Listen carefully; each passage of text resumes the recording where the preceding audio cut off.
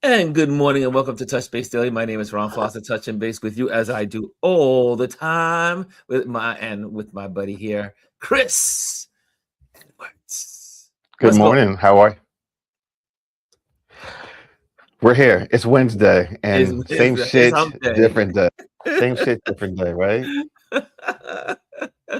It's a new day. It's a new day. And man, I tell you, Chris and I were just watching Don Lemon's show, and he's still playing. and looking at they're doing the whole thing on ice, and all of this is, we'll talk about it, but it's just absolutely, it's just evil. It's just outrageous. Absolutely evil. And the thing and about as you were saying, Chris, you could say, I mean, you in your neighborhood, your old neighborhood. Yeah, so where my parents live on Long Island, like, because I am now signed up with the whole ICE, getting the notification. My cousin put me onto that. Literally around the corner from where I grew up, in front of the church that I went to, there were ICE agents out there arresting people. Yeah, because we have a large Hispanic population. We have a large what's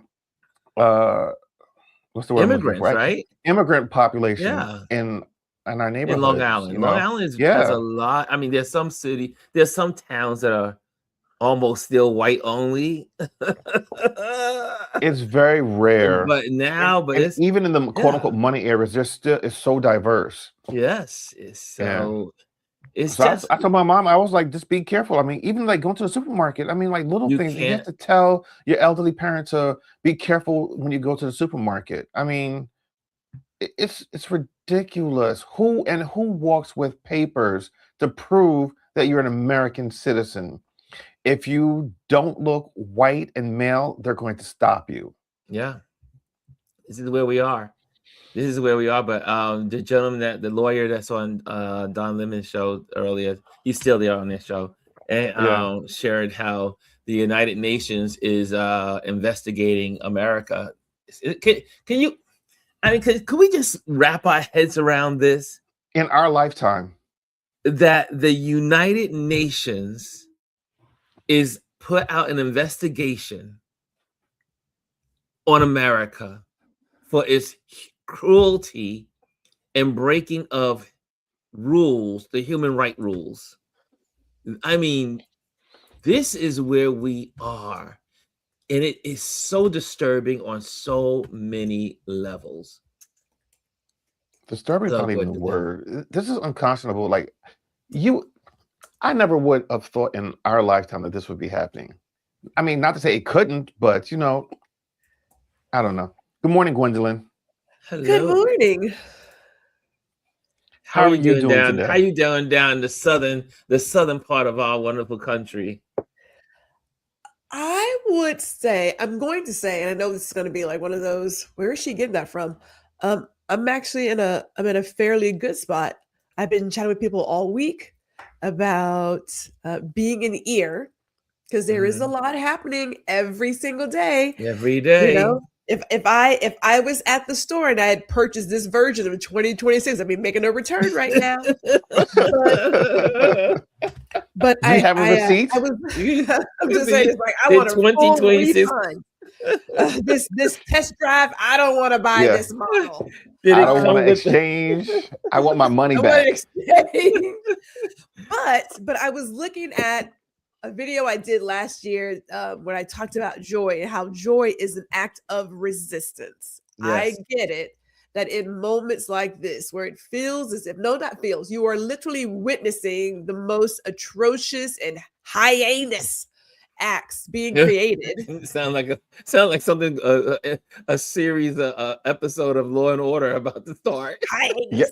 You know my cousin Vinny, then you understand the whole deal. But you can feel as if you have no right to be joyful for a moment, for a day, for a week. You can feel that because there's so much happening. You're like, how can I how can I have any kind of joy where I just saw a video of a woman being dragged, pulled out of a car, right? Like, how do I do that? Crash the glass. Yes, broke her glass, everything. But joy is an act of resistance. The idea is to beat you visually, emotionally, and mentally into fear and behaving a particular way. And the one thing you can do is say, I recognize this. I recognize the inhumane acts. What I will not do is allow you to let me lose all the parts of humanity. I'm going to recognize this. I'm going to act on it with however I can act on it, but I will still walk in joy. You're not taking that from me. That's right. So we get, like, Black folks get out and line dance. We do what we do. And people are like, how can you do that? Because that's defiance. That's right. That's defiance. Yeah. I love it. I agree with you. I agree with you 100%. And like I mentioned, when I was talking to one of the photographers from this weekend, and she was saying, Ron, I'm protecting my peace. I'm just protecting my peace. I'm doing what I love to do. I'm keeping my mind. She goes, I stay informed because she's also, like me, a news junkie. But she says, I keep my peace. I know when to cut the TV off. I know when to walk away from the website. I am keeping my peace. And I said, oh, you sound so. I said, your voice sounds so familiar to another person I know. But no, I think Gwendolyn has got it right, and I think we all kind of do that. Yeah, we do. You got to keep. We come on here to inform and to talk about the topics that are current because it's kind of like that what we do on this space. But like so here's one thing that we do every Tuesday. Ronald and I, it's Taco Tuesday, so we go to our local Mexican gastropub.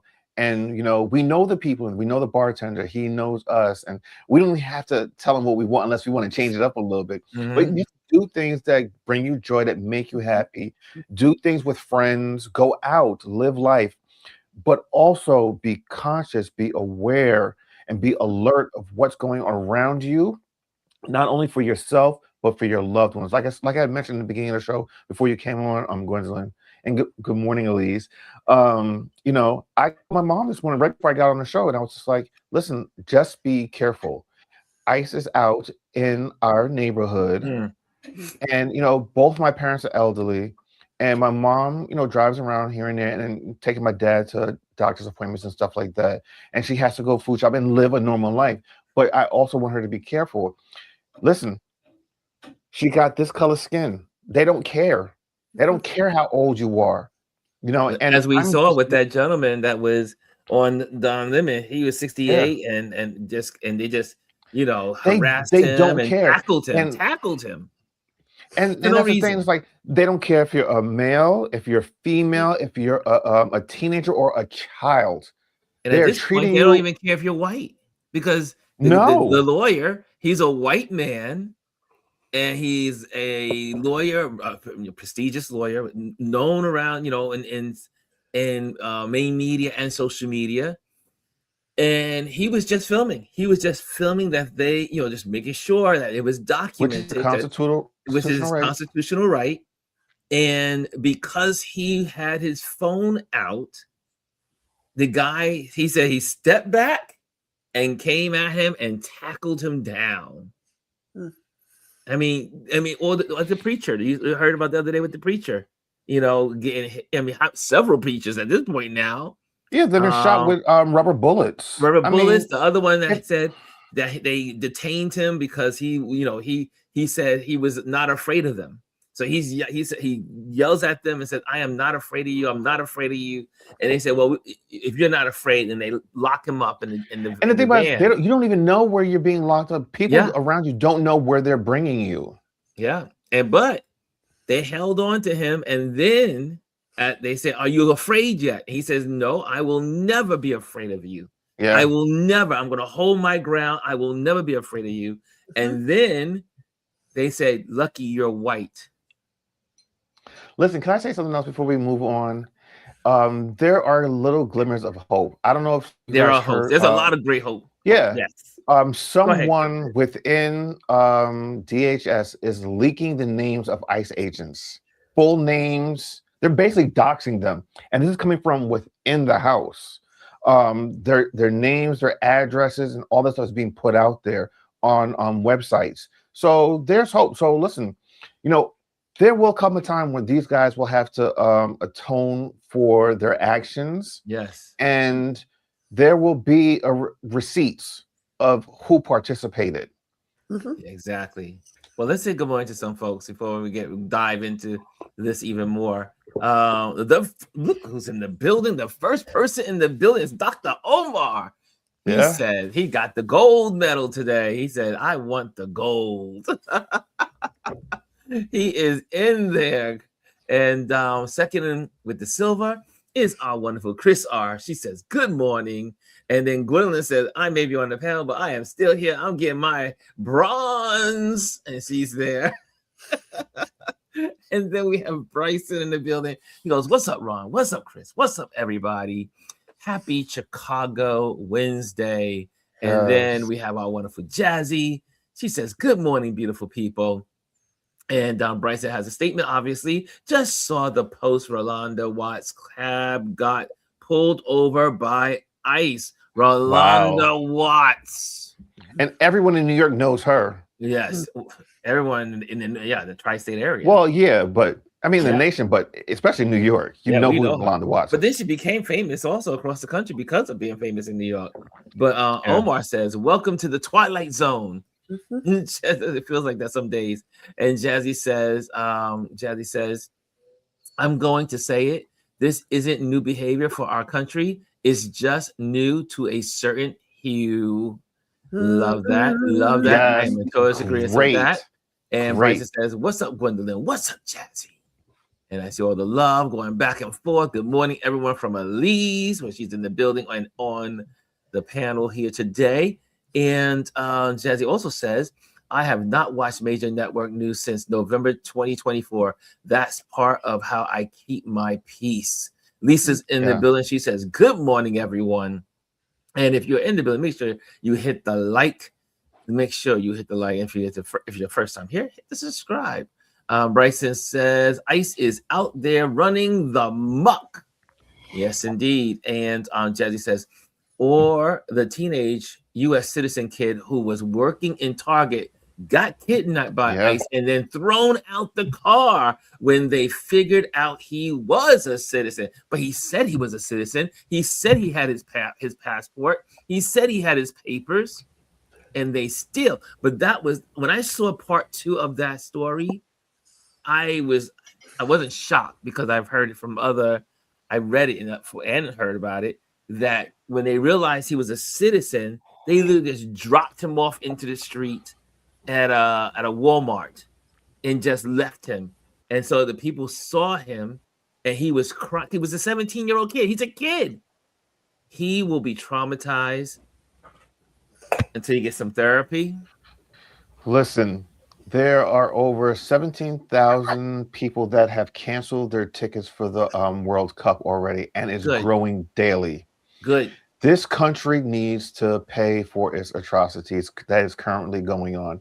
And it has to happen economically. Economically, that's the only way. It has to happen economically. And the question is also for the 17-year-old is, and this is why I keep saying we should still be, I don't know why people are shopping at Target, but there are people still shopping at Target. They were saying, how is it that Target, Home Depot, all these companies are allowing ICE into their private properties to arrest and take people away? No, kidnap people. Let's use the right terminology. I'm with Elise when she's saying use proper terminology, because they are kidnapping people. What they are doing is illegal. Harassing, they don't have warrants to go. They don't have warrants to go into people's homes, into their vehicles, and they're smashing out their windows. They're pulling guns on people out in broad daylight. This is where we are. Yeah, Elise, I hear you have something to say. Can she hear us? Is she there? She's there. Oh yeah, I hear you, but my screen keeps freezing. Oh, that's what it is. Can you all hear me? No, you're good though. Yes, we can hear you. We can hear you, and we can see you. We can see you. My screen keeps freezing. Oh, okay. Are you with us? Can you? What did you say, Chris? No, I'm saying we can hear and see you. I so can you hear can you keep all. talking. Okay. Yeah, just keep talking. We can hear and see you. Hear you. Oh, okay. Yeah, my screen keeps freezing every now and then. I don't know if it makes me. Oh, you're good. I went out and came back in. You're good. Oh, okay, we got yeah. you. We So hear you you. know, you all know I haven't watched news in years. I refuse to watch mainstream news. That's not. But you stay informed. I don't. But mainstream news is not where the real information is now. So it's no longer there. Taking my time to watch it. Exactly. So I told my husband, I said, I see other sources for information because mainstream media, like they said about CBS, they don't tell you the truth anymore. No, CBS stands for See the BS. All of it is infiltrated by all of these people who will formerly work for Rupert Murdoch. So they're not going to tell you the truth. We have the Washington Post, but hey, look who owns that, and you know what he did. Yeah. Rupert Murdoch, former Rupert Murdoch person who is executive at Washington. So Gwendolyn, you brought up something. What was it? Sunday you said you all see me? Everything started spinning then. Oh, we got you. Now I'm going to ask Gwendolyn. I know she mentioned something for you sent me something about something you mentioned on Sunday night. Was it Sunday? You chatted by email. What was that? Well, we can take Omar's comment and go down the rabbit hole of the Twilight Zone and just say this clearly is not the America we remember from January 19th, 2025. So you have the UFC. They will be hosting a fight on the White House lawn. That's real. You have where we have white liberal mothers who enjoy wine. They are now the newest terrorist gang on the streets. People, protect your bottles. Protect your bottles, because the white liberal wine thugs, this gang, they're coming after you, and they are domestic terrorists. So be careful. And as Lisa mentioned last week, there is a rebranding for the KKK. So they are now the heroes of the United States of America. So yes, that is today's news and upside down. What's the Stranger Things? Like Stranger Things, yes. What's the actual? So I like using Copilot. So I said, Copilot, his name is Jerome. I said, Jerome, can you tell me if it's true that there will be a UFC fight on the lawn of the White House? And he was like, yeah, it is true. And that's to celebrate. That's to celebrate 250 years of our country. Right. Yes, the UFC fight. We are straight garbage. We are literally trash. Garbage. Trash. This is what happens when you let nothing against trailer park people that live in a trailer park, but you know the phrase of the trailer park behavior. And I sat there and said, Don't forget the Patriot games. Don't forget the Patriot games. We know about that one. That's supposed to be coming soon. Can't forget that. But that's also coming 4th of July time. So that's also coming. So I guess we're all we're going to contribute tribute. Leaving. They're going to have the tributes the tributes from each state. My family plans on. Oh my God! Like he's literally turning this country into a reality TV show. It's beyond reality. But Bryson says UFC is coming on Paramount Plus on January 24th. No, listen. Look at this. It's a full circle. I don't watch Paramount. It is a full circle. I canceled. Paramount is. Well, we know Paramount is now. It's state now. It's going to be state television, state run, or state run media, whatever you want to call it. I see in here. No, we did not get to that, Lisa. Lisa says, did you get to the president giving a citizen of the United States the finger yesterday? Cursing him. And said, F you, and F you. And then gave him the finger. Yo, no other president could have ever done anything like this and gotten away with it. Like, are you crazy? But his people love him still. but yet and still, our black president wore a tan suit and he was crucified because it was below the dignity of the office. No, this is where we are. But again, we have a 2-year-old in the Oval Office. And then guess what happened? Ford, which was the company he was at, fired the dude. Are you serious? Yes. Oh, that's a lawsuit right there. They fired the dude for using his constitutional right. That's a lawsuit. To speak. That's right. So I mean, this is where we are. So what other thing? I mean, what else is in the news that's going on that we can just get in and get out with? And I know that was the big thing. I got some come news. Come on with it, Gwendolyn. Bring it. Texas, baby. Texas. Oh, there you go. There you go. Okay, yes, whatever. Yes. We was. I'm gonna say we kicked some ass on Monday night. Wait. Is my Buffalo Bills in here? Where's the Buffalo Bills? All of it. We kicked all of it. So well, there you go. Philly's out. I'm rocking my shirt today. I got my shirt on. H is up. Yes, this might be our year. This might be our year. The Texans, right? The Texans. Now, I know we got some Cowboy fans in the audience. I know we do. Omar. Is Omar still a Cowboy fan? That's Omar security time. Is Omar still a Cowboy fan? Y'all might want to go ahead, get on this bandwagon, make some room for you. Lisa says 49ers. I don't think they're here. Are they still in? I think they're in it. Sorry, Lisa. It's not your year. Not yet. No. The 49ers. Well, look, the Eagles are out, so who cares? Eagles, the Giants, the Jets. The Jets are out. Eagles just fell apart at the end. I don't know what. I don't know what's going on. Somebody said Cowboy for life. Oh, are you serious? Lord, man. I'm gonna send some prayers. It's the same stuff every year. It's like Cowboys over and over life. Again. I told you I went through a cowboy phase. I was like, well, when I used to have my cowboy jacket when I was in high school. I had the leather sleeves with the, Well, you were just always weird. You were a Republican. I was a Republican and I was a Cowboy fan. So, but yeah, so what games? I mean, are the Buffalo still? I know Buffalo Bills. Are they still in it? Buffalo is in it. Buffalo. Because I know they're like one game away from the Super Bowl, right? So yeah, so there's a few more. There's a few more to go to get. There's a few more rounds. But that Texas defense, shit, that is. And I was telling my roommate here, because this is my last day here in Bronxville.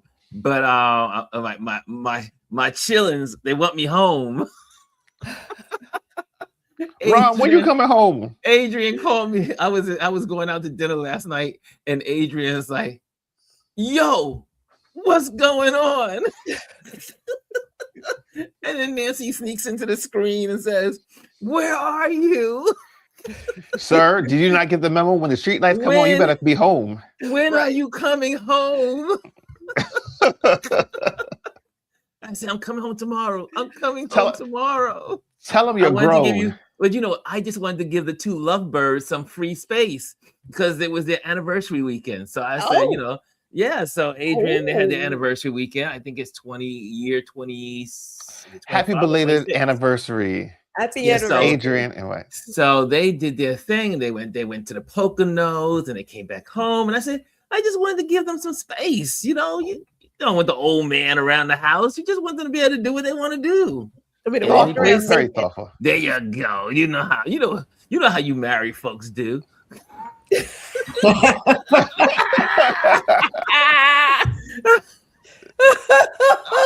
Almost said something. This is a family show. Is it? You know how you married folks participate in moving around the house. That's why they talk about that part. Anything can break out when you're in the house alone with a married couple. But yeah, so my question was the Buffalo Bills, and I had this conversation with my roommate here. a housemate, and I said to him, I said, he's like, well, he said the Buffalo Bills, they're not a New York team. I said, dude, they're the only New York team when it comes to football. The Buffalo Bills is New York. It is the New York State team. The Giants are in Jersey. The Jets are in Jersey. Yeah, technically. The Buffalo Bills play, practice, and they are the New York team. So I said, New York is still in this thing. Just saying, for all the New Yorkers in the building. This is true. That's true, Ryan. And so it could be the Buffalo Bills against the Texans. That would be. Could you imagine the Buffalo Bills against the Texans?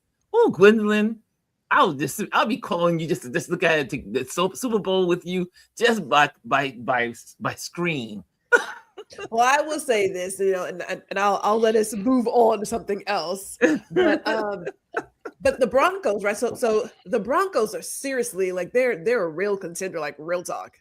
They're a real contender, and I was like, man, I remember when my cousin went to Super Bowl, and that year it was just different. They had every single piece that they needed to do it.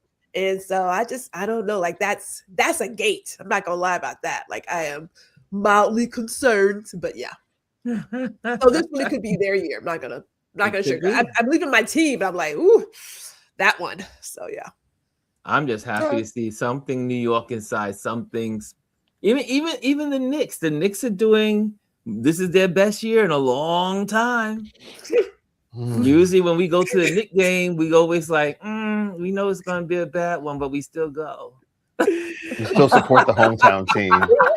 You have to be a fan, I believe, to it also. Like Texans came on the scene in 2002. I've been an Astros fan my entire life. Like we are just, even in the WNBA, the Comets, which we might get another team because we was wrecking shop back in the day. Yes. So, you just have to, you can't be the fair weather. Yeah, you gotta be in it. Clearly, the Cowboys get that because they still rocking with them, and they ain't did nothing in a long time. So a long time. Leave those Cowboys alone. Sometimes I'll listen to Omar go, "Ooh, they hurt us again." when he's posting on Facebook, he says, "They hurt us again." The sin of the owner. It's an abusive relationship. I don't blame it on the sin of the owner. Yes, you're right. You're right, Mr. Lees. You're right. I be feeling sorry for my boy Omar. I be feeling so sorry for him when it comes to the Cowboys. So what else is going on in the world? That was for Jazzy. What you say? She's the Commanders fan. She said she's the Commanders fan. If I may share one more thing, and I don't know if you guys watched it, but did you guys watch Raphael Sadiq and Miles Canton, and I can't say that guy's last name, perform that song from Sinners? No. Oh no.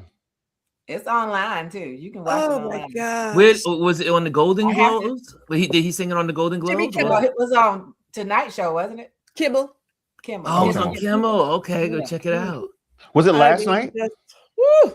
I think I have to go and download that soundtrack. I really do, because it's a great soundtrack. The soundtrack of Sinners is amazing, and it's just so sad. Oh, you want to talk about Sinners? No, this is not Sinners in itself, but let's talk about the Golden Globes. The Golden Globes was Sunday for those that didn't watch. And Bryson definitely chime in. I know this is your world. Yeah, but shout out and praise and congratulations to Teyana Taylor, won Best Supporting Actress. She was that was the first award given out, and I loved her speech. And it was just, I love seeing Black people win and getting their due. I don't think enough got their due at the Golden Globes. I think Sinners, even though it won, I believe, 4 awards, it did not win in the categories that I thought it should have won. And they're being shut out a lot. So let's see what happens. We've got the SAG Awards, I believe, coming up next. And then, of course, we have the Oscars. And I think they're going to be up for a lot of awards for that. And hopefully they'll get their do for the Oscars. But Teyana Taylor, let me tell you something. People think that Teyana Taylor is like new to the scene. This girl has been grinding since she was a little girl. I did not realize that she's been doing. She's a little girl. Your little girl dancing. She was known for her dancing and then singing. She got signed really young. She was on that show on MTV's reality show Sweet 16. She performed with other artists, got laid tracks on other artists, and then blew up and did her own thing. And she has an album out right now. Came out late last year, I believe it was, or over the summer. Right. And then she's just got movie after movie after movie coming out, and she's such a great actress.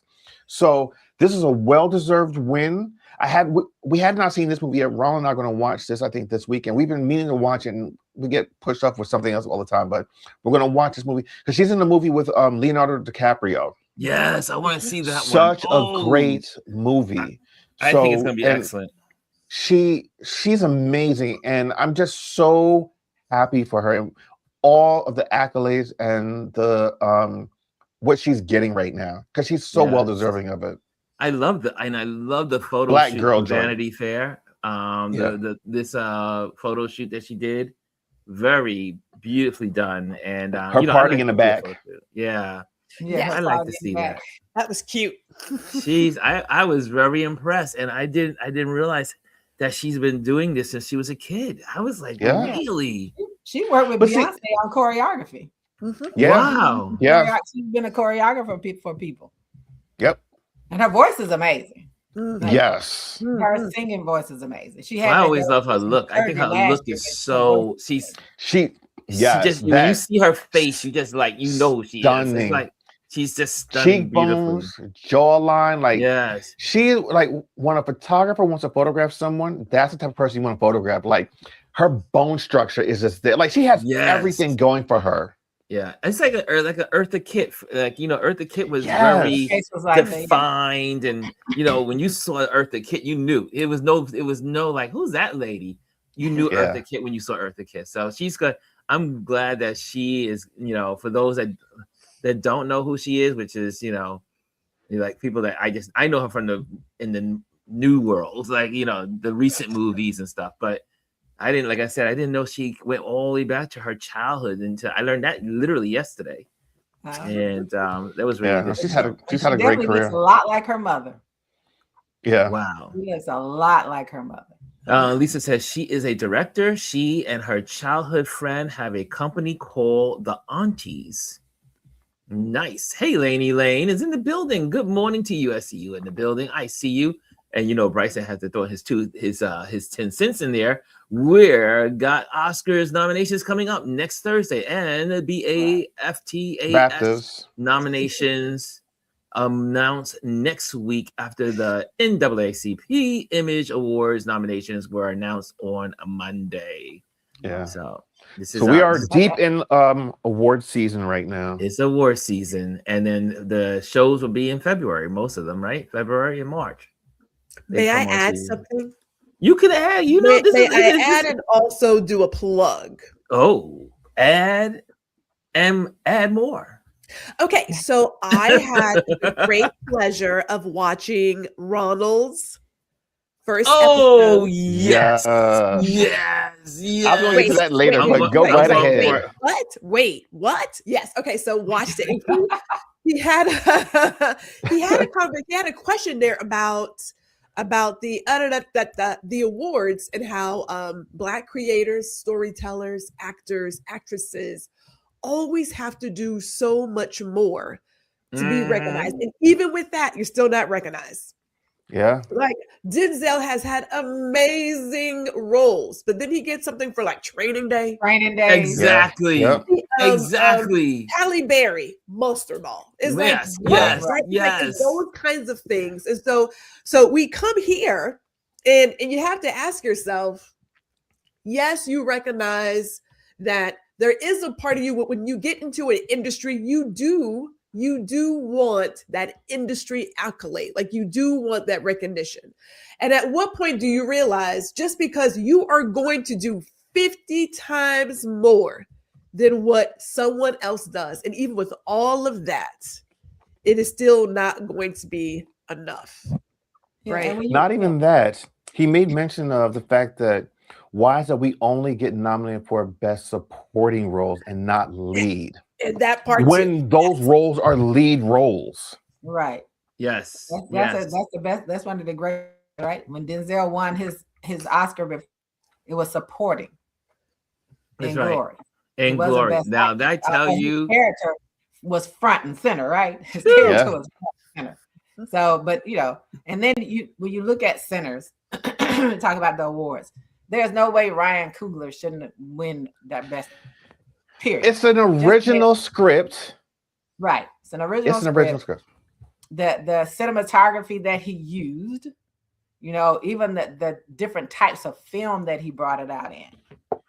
All of those things deserve recognition. But it's like you said, but when you tend to look at it and going back in the history of it all, even if it was produced by a white person, if the cast was heavily black, it goes through this snubbing. Look what happened to Steven Spielberg in a couple of movies. The Color Purple. Yeah, The Color Purple. Yeah. Yep. Color Purple was the best thing that year. In that particular year. Since we're talking about Sinners, let's look at the overarching thing of this. And Ronald did go into this a little bit. Let's look at Chris, Michael B. Could you do me a favor? Could you send me Ronald's link to his YouTube? Yes, I'll do that in a second. But let's look at Michael B. Jordan. All right. Everyone's like, oh, he was an amazing actor in this movie. He played 2 roles. No, he did not. Michael B. Jordan played 3 roles in this movie. All right. He played both of the brothers, and then one of the brothers transformed. So that was another character. This man played 3 characters in this one movie. Chris, I didn't even realize that. Right. People forget about that. Like, that's another role. That is a whole nother role. People don't talk about that part. Just how much. No. And then on top of it, the whole Vanity Fair thing of it. Vanity Fair, when it first came out, put out an article about how it only made this amount of money in the first weekend, but yet and still, it never came back and corrected that. For box office gross, it made over 300 and something millions dollars. That is a box office hit. Yeah. As a matter of fact, the movie is being re-released in movie theaters next week again for the 3rd time since it's been released in less than a year. Hello, what the hell? So let me add on to that. Let me add on to that, because we have heard so many times that people don't want to see Black movies, and that if you have a Black movie, people aren't going to show up. Black folks don't spend money on movies. Okay. We are the best storytellers. Yeah. I didn't even know a good chunk of movies came out last year. And the ones that I did see, they're all remakes of something else that we've already done before, because the creativity is no longer in the room. What else do we need to say that when you have a majority of the movies that came out last year being written and directed by, no offense, white men, you remove women, you remove the Black creators, you remove your Asian, Hispanic creators, and then you wonder why there is a problem with the cinema. Those are whack-ass stories. I'm sorry. I'm going to say it. We are in a different time. People want to see themselves on the screen. I just watched a whole host, like I said before, of trailers. Everything is zombie apocalypse and so-and-so this. It is the most miserable season of movies. I'm like, there's nothing to watch here. Now, Michael J. White got something coming out, and so, I'm going to watch that. But other than that, it's like, okay, so same old, nothing. At some point, you have to realize that you don't have the real storytelling chops. And I get that they're trying to push particular people to be the next, this, that, and the other. It's like, no, it's not going to work. It's not going to work. And you have to realize that you need the multi-bread that makes this country in the room. You need it. Or you're going to keep doing let's remake Gremlins, or let's remake this. Ain't nobody watching that. Who wants to watch that? Let's make it gorier. So let me, this young lady. I put it in the chat, by the way, Ron. Yeah, this young lady right here, she brings it home. I'm trying to figure out where she is on her weekend. They buy merch and they I'm trying to get unfortunately about no mind. We'll just go from wherever 10 friends to go watch your movie. $367 million does not come from casual fans. It comes from people who feel like they have an ownership in the experience. The takeaway here for you is find your Michael B. Jordan, find your Ludwig Göransson. Consistent teams create a signature, and signatures build followings, and followings buy on faith. Every article about Sinners being left off the list generated more conversation than the list itself. Fans tag Variety. I was even in the comments like, where is Sinners? Actors called them out. The snub trended. The takeaway here for you is not every room you're left out of is a loss. Sometimes that snub shows just how much of a room you've built for yourself. The industry can overlook you, but when your audience shows up with $367 million and fights on your behalf, you are no longer needing their validation because you've already won a different game.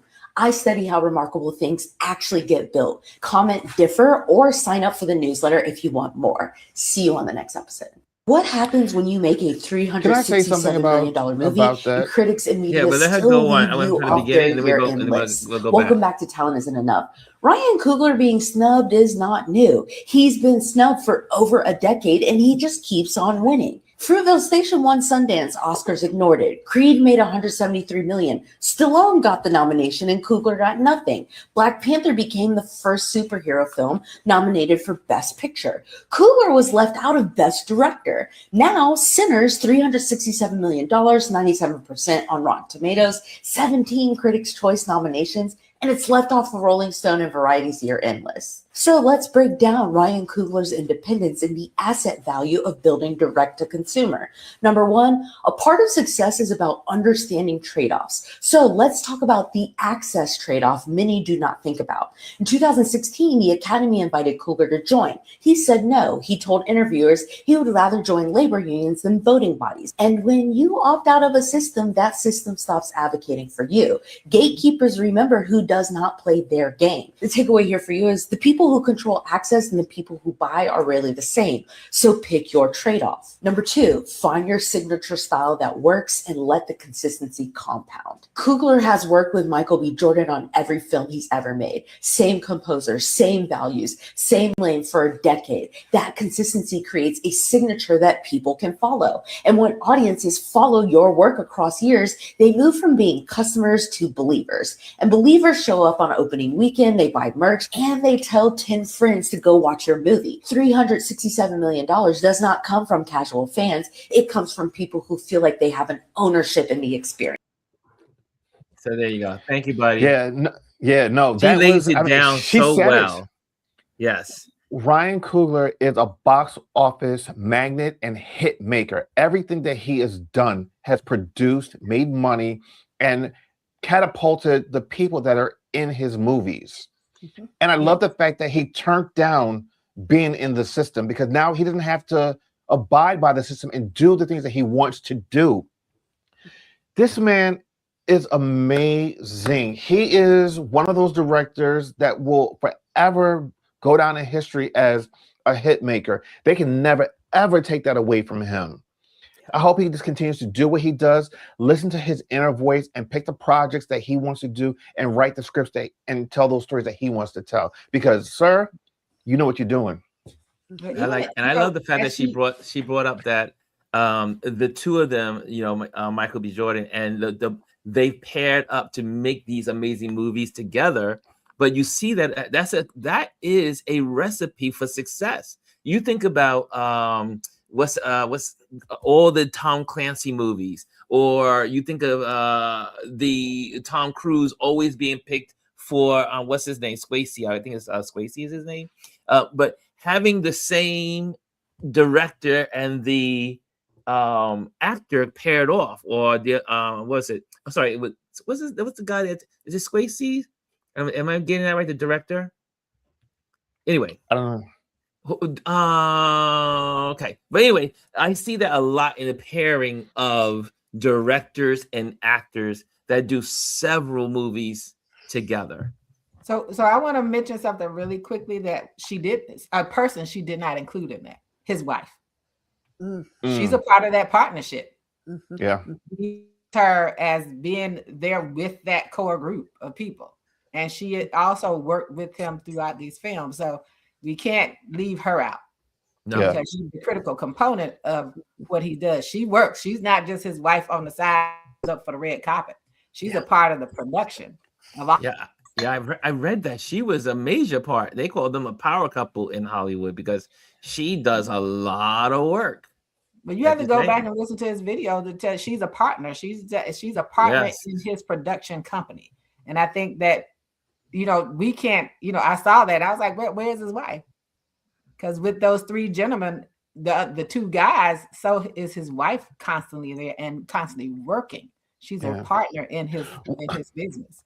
Here's something else also to consider. Like, he's a part of that group that are now not doing their movies in Hollywood and doing it in other places. So, like Black Panther was filmed on Tyler Perry's studio lot in Atlanta. A lot of these movies now are moving away from traditional Hollywood backlots.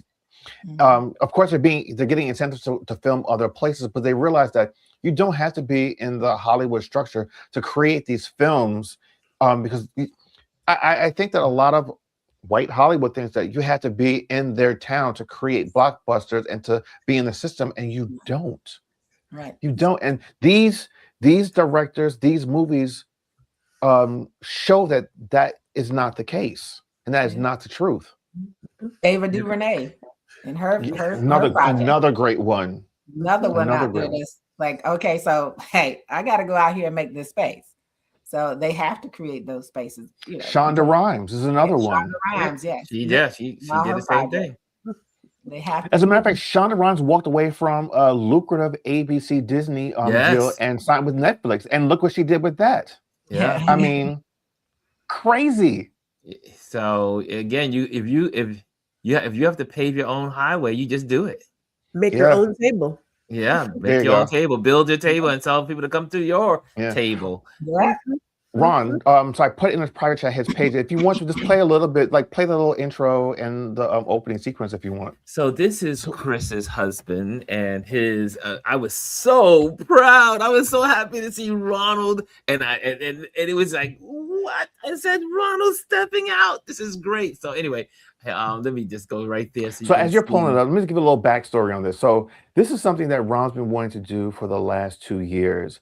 And I think what really helped to motivate and to push him forward to say, all right, it's time now to do it. We talk, whatever, but here's the thing. I let him do his own thing. We all do our own thing. We all have our own intentions and purposes.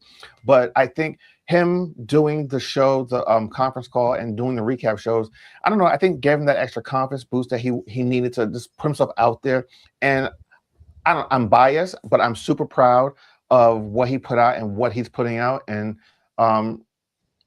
if you haven't heard, if you haven't watched, if you haven't listened, go and subscribe to the YouTube channel. And then also, if you like listening to podcasts on your phone or your devices, he is on Apple Podcasts, on Spotify, and all podcast platforms. So go and subscribe and listen that way as well. But yeah, so this was the opening sequence for his show.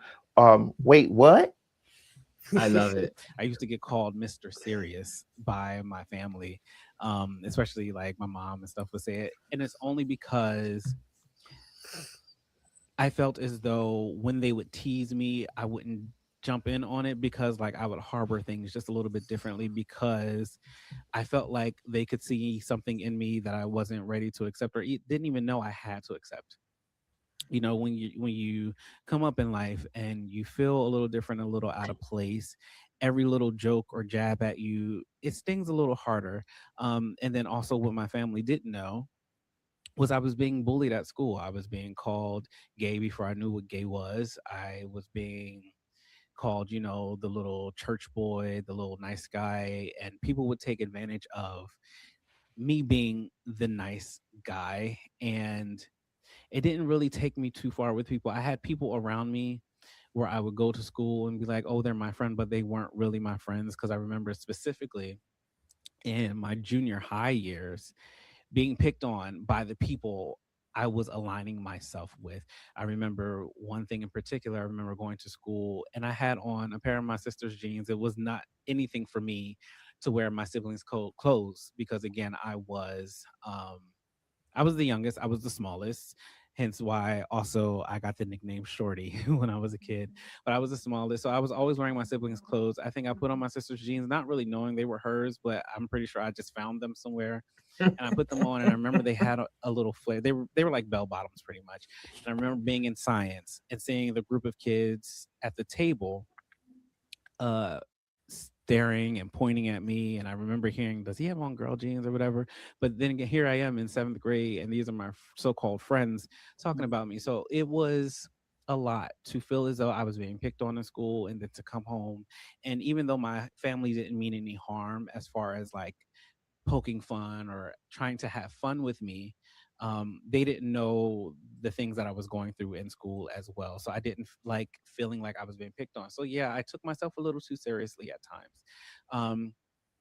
And that's all learning lessons. But again, that was me dealing with something that I didn't know how to label at the time. I guess I can say I knew I was infatuated with other boys, because back then, you don't really know what attraction is either. I knew I was infatuated with other boys. I knew watching Power Rangers and things like that, I was more interested. I was drawn to the male characters in a way that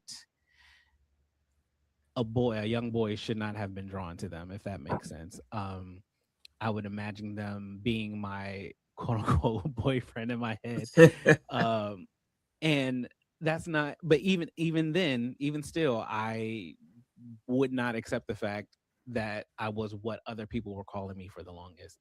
And that's a lot to deal with. And once I finally found the language for what it was, I remember, because I grew up in church. A lot of people know that I grew up in church.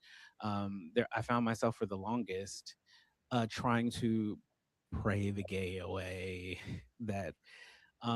And I remember being 14, being like, okay, God, I don't want to take this into being 16. And 16 would come and I would still feel the same way, if not even more so.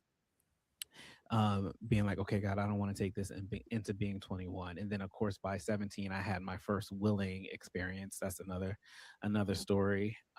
Yes, I was sexually assaulted. But that is not, I don't want to focus on that, because too many people equate that to the reason for me being who I am. And that is not the case at all. So I don't want to harp on that, because I don't want people to go, wait, what is that? Why he's, how you doing?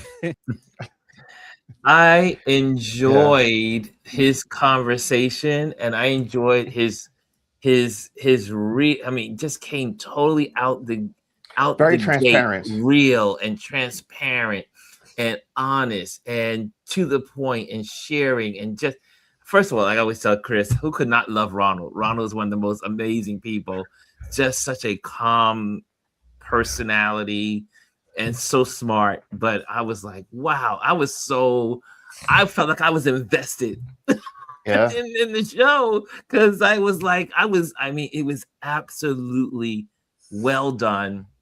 And if you guys are interested in a new podcast that is, I think, going to make a big difference in a lot of people's lives, especially a lot of young men that are in the gay community. And I just think it's going to be, he shared about family. He shared about being in church. And everyone's going to get something out of this. So yeah, and I don't want it to be focused on the fact that it's a quote, because he even said this is not a gay podcast. Yes, exactly. This is just a regular podcast, and he's going to talk about regular subjects and have conversations with people. And there's like, especially in the beginning, this was like his introduction, saying, hey, this is who I am. This is who Ronald is. If you don't know me, here I am. But then also now there's some really funny parts and segments to it, and you're going to get that. And then he has like a segment where he responds to like Reddit posts, or he'll be responding to people's submissions that they submit to him. So it's a really well-rounded podcast.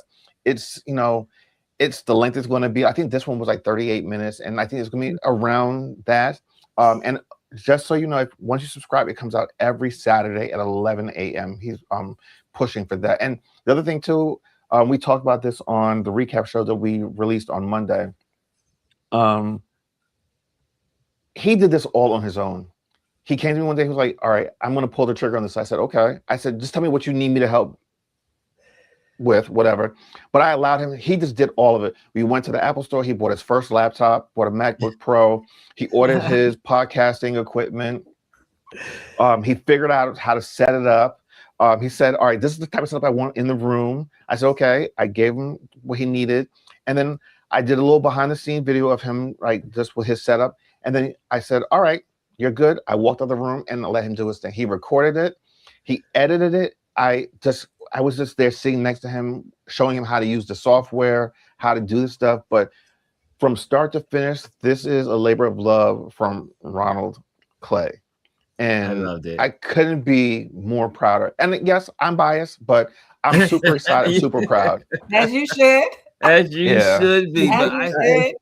But he covers so many things, and I love that Gwendolyn had chimed in because when he was talking about, he told the story about his name being Ronald and the importance of being called Ronald. And I think that had a note for everybody. That was such a the way he shaped it, shared it. I mean, the packaging was really good. And then I saw Gwendolyn chime in the comments, and I was like, "Yes, that's Gwendolyn." I said, because Gwendolyn has shared that, she and I have talked about it many times about the respect of a person, and respecting who they are. Right. That first gate to a person is their name. Yes, and how they want to be addressed. I think how they want to be addressed. Because for some people like me, it was a long time. At one point I was like, I'm gonna leave it like that. Because it's not the easiest name when you look at it to know what it is. And it's actually pronounced Alice. Alice. Okay, Alice. See, correction. Now we know. So now we'll say Alice. Alice. Yeah. Alice. Al and Lise. Alice. Alice. See, now we know. And so, and it's funny because I had relatives who's like, I would ask them, so what's my name? They were so used to calling me Lisi, they didn't know what it was. And so, it's just teaching people how to say it. That's how my godmother, like I think that's the wildest thing. My godmother is who I'm named after. And so it's not a modern name, it's an old name. Because she would definitely be in her 90s. And so, but that's how she pronounced it. So that's how my father pronounced it. But it was so easy to let people say, oh, I have a relative named Elise. Okay, that's what you have. Alice. And it's definitely not spelt the same. And people who think to leave that I had some I picked out perfume in Mexico City. And that small bottles, they put your name on it. So the guy had the spelling of my name, but the lady who did it spelled it like Alizé. He said, "Oh, there's another E. You need to go back." Because he actually gave her the paper with it on there. Yes. And so, but they would put it on there. And I had an encounter with someone the other day when they looked at my. They said, "Oh, your name is Alizé." I said, "No, it's not. There's another E in there, and the Alizé is what you drink." My name is Alice. But when Ronald was speaking, I can identify because obviously he and I have the same name, right? And people when they used to call me when I was a kid, they used to call me Ronald.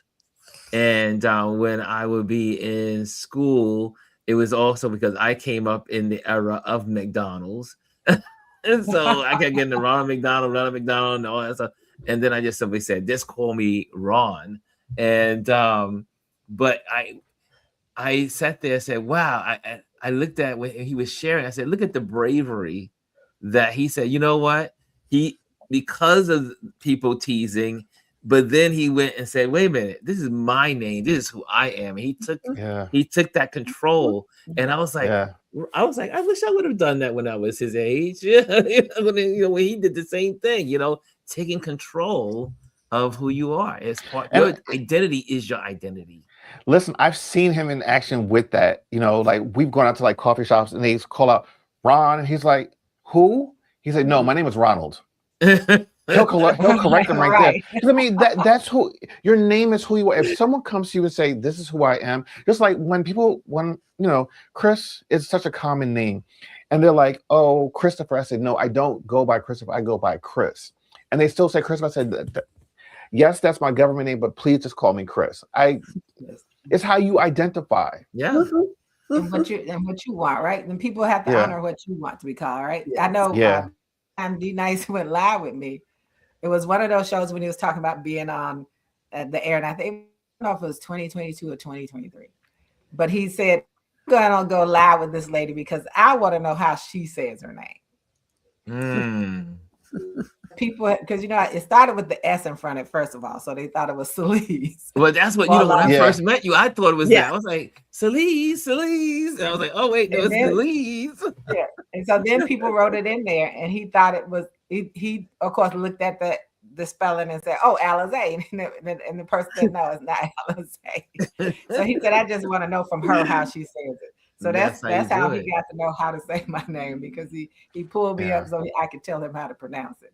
But I think name it is important that people honor who you want, how you want to be addressed. Yes. Like Gwendolyn wants to be Gwendolyn. My aunt, I have an aunt that's Gwendolyn. You know, of course, to me, she was just TT. I never, no one ever called her Gwen. Most people call her Gwendolyn. Ooh, that's what it was. The first time I met Gwendolyn, I mean, we talked about Gwendolyn, you know, Gwendolyn. I always called her Gwendolyn, but one day I called her Gwen. She's like, I had my name. I always quick to correct people. And she, I mean, right in place, just in there. But that's how you have to do it. If you don't, you've given people the opportunity to mispronounce, to misuse your name, and then because you don't say anything, they just assume that that's what it is. So if you don't correct people in that moment, you give them the right to call you whatever. Yeah, and I did it graciously, but my New Yorker family, as in like my colleagues and stuff, they forget that it's actually a 3-syllable name, not 2.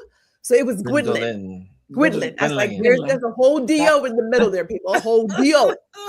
Gwendolyn. I was like, you know what? Just call me G, because we have issues here. Just use G. And even G was too hard. It's like, it's just a letter. It's one letter. G. So yes. Yeah, and my thing, like at work, when I was working, especially as a supervisor or in my education arena, right? I had this one woman who was friends with, was familiar with my principal at the time, and she used to call him Jim all the time. I said, "Who is Jim?" So, who is Jim? His name is James Albright, but it's Mr. Albright at work. So one day she decided that because she saw my first name, that she would use my first name. I told her my name is Mrs. Stallworth. To you. We are not friends. I am your superior. I'm your supervisor. Yes. The whole thing is and she was white. Only the white teachers tried that. The black tried that. They find it hard now. If they meet me socially, they find it difficult to call me anything but Mrs. Stallworth. And people it's just respect. Said time she always put Miss in front of it, which is what do me in the art world. They will call me by that. Most of them call me that way, but professionally, and I tell them, I said, you teach people how to respect you based on what you allow them to call you. Yes. This environment, we're not friends. We're not friends. We're a professional environment, and I don't want a child calling me a name by my name in this educational environment. Yeah. And so she did it until I kept telling her this is what it is, and she understood. Mrs. That's Mrs. Wow. Yep. Anyway, we are now. Wait, but before Lisa, the link, I put the link for his YouTube channel in the chat. Yeah, and I also put the name in there as well. So this will be also in the description. So the link will be there, and all the stuff that we have. Anytime we do a post of a show or clips, we always put it in the description. Also to give credit to that particular video footage. Gwendolyn, you have something coming up soon. I got a lot of something. You got.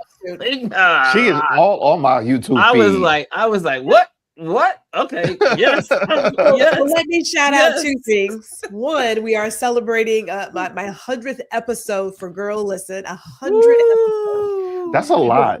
It is a lot. So it's going to be like yeah, right? So it's going to be a way back. I got my confetti right down here. Oh, Lord. Is it confetti or is it blue dust? No, it's confetti. No more blue powder. We have to make sure and double check with you now. I know, right? It's like you are. No, this is confetti. But then the next week, I'm so excited. I have Ms. Alice. Yes. Back on the stage. I cannot wait to have this conversation. So yes, and it's next week. I am so excited. You have no idea. And I'm so excited for Elise being in there with you. And I said there, said, oh, I mean, you also have something coming up this Friday, also, correct? Right. That's our 100th episode. That's the 100th episode. Okay, God, let's make sure. I got so many things from you this week. I was like, and then it said, and then it would say, you've already registered. Yes. Yeah, like literally you go on YouTube and it says Gwendolyn. I am scheduled up until like February, and I'm working on March right now. So I've got some topics. She lives in the future. Yes, she does. Lord, she needs to throw some of that over here. But she lives in the future. By the way, Ronald said to say thank you to all of you guys for mentioning his show. Yeah, he was texting me. Oh, I have an invite coming for Ronald's. I have an invite. That was really good. So okay. I got half on my show and the convo. So that's what we'll be doing my interviews. Nice.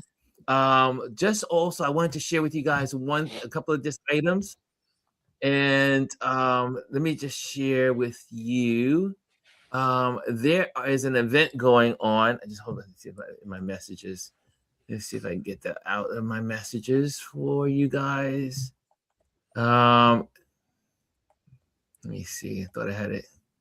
But there is this Saturday I'll get all the information. I'll put it inside here. But there's an exhibition going on in the Bronx celebrating a book that is out called Fathers, and our Michael Young, who we've interviewed here, he's part of that project, and they're going to be having a get together in the Bronx celebrating. It's also a gallery showing from the photos from the book in the Bronx on Sunday at 3:00.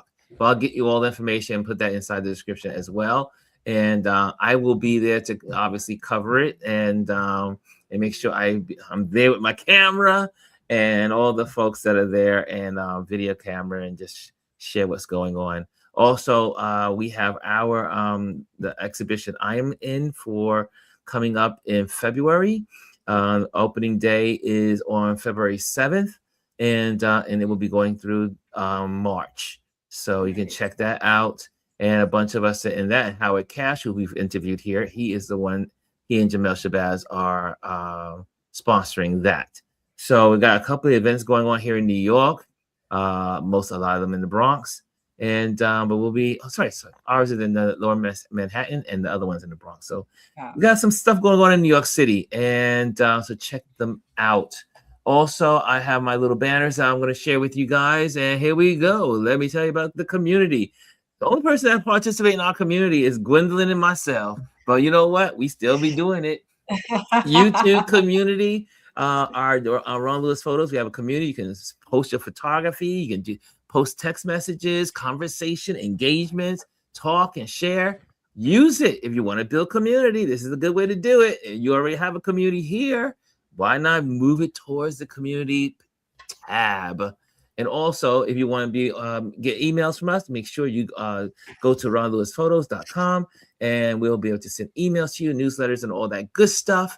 I am an event photographer, and if you're interested in an event photographer, reach out to me and let me know. And as always, I always will say thank you to our Patreon members who support what we do here.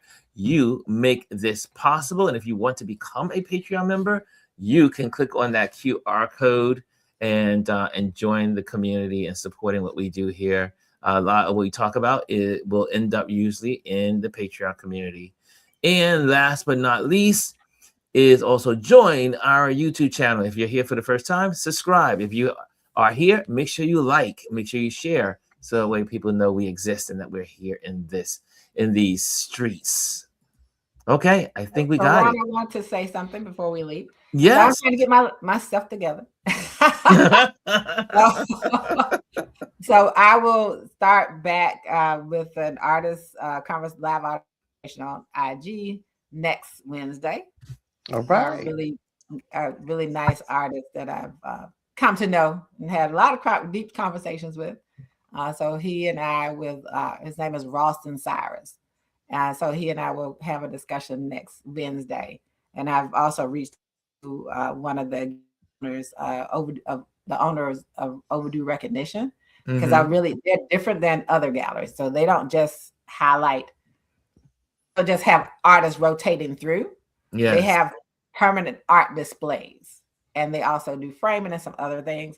So I wanted to, and it's Black owned, so I wanted to let the audience find out who they are and all the services they do, and that they're not just a gallery who has, this is the artist coming through, opening, and this is closing. That's not how they operate. And it's a great place to go if you're trying to figure out who you are as a collector. It's an excellent place to go for that. So I will be starting that back up and trying and working on, and will be more consistent, because I can't say try. Try is like that's a different mindset. Oh, you sound like Gwendolyn. Wow. Yeah, that is. It's just a different mindset. You say try. Yes. And they say Yoda say you try or you do. You do or you don't. Do or do not. There is do or do not. There is no try. There is no try. So and since I'm gonna do it, I'm not gonna do it. And since we had that moment, I'll share with the event with you guys, so that way it's in here. That since I was able to find it, and here we go. It's called at the Bronx Documentary Center. It's called Book Talk Framing Fatherhood. It's this Sunday coming up, January 18th at 3 p.m. And so Michael is a part of that. Michael Young, Russell Frederick, who we also interviewed here. So we have Russell that we interviewed here, Michael that we interviewed here. And so their works will be in this show, and they will be there at the panel discussion. And so for a panel discussion on seeing Black men as individuals, fathers, role models, and community members, and the stories and visions behind their work. And that is at 614 Cortlandt Avenue in the Bronx. Again, I will have this link inside of the description. So anyone that wants to, it's in the area, you're in town, come out and visit. It's going to be a beautiful day to celebrate Black fathers, or just pretty much just saying fatherhood. I got one plug before we get off. One more plug. One more plug. Thank you, Bryson, because he mentioned it in the chat. Actually, premiering now is another episode of the recap show. We are tackling the TV series on Peacock, Traitors, season 4. So that's premiering right now. We're recapping episodes 1 through 3 that were released last week, and I believe episode 4 will air this Thursday on Peacock. So if you love the recap show and you like us over on the original conference call, go and check out the recap show. We are live right now. Well, recorded, like premiering on YouTube. Okay. So Ryan, I just wanted to say something about the last piece that you shared. Yes. Black fatherhood is so important to me. Mm-hmm. Because you all know my backstory. Yes. I tell my family all the time, when people post about their mothers and talk about their mothers, it's hard, it's challenging for me to identify with that. I hope my children identify with that because of the mother I am.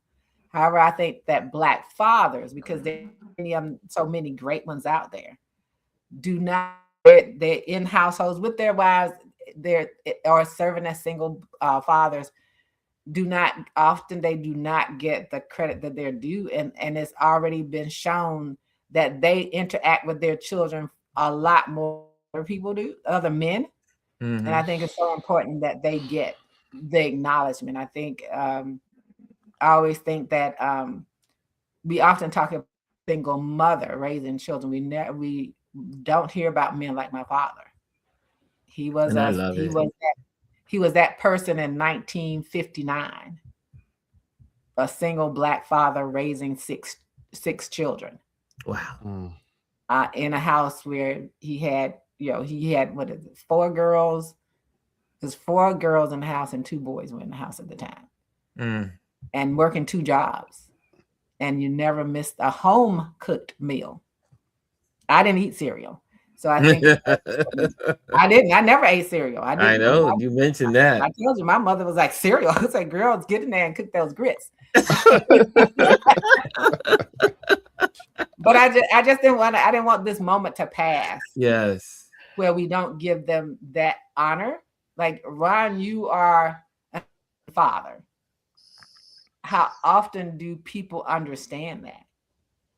It's not about where your seed landed, it's but where you plant the seeds in people. Yes. And so I always tell you that my father that raised me was the first man that God placed in my life to save me.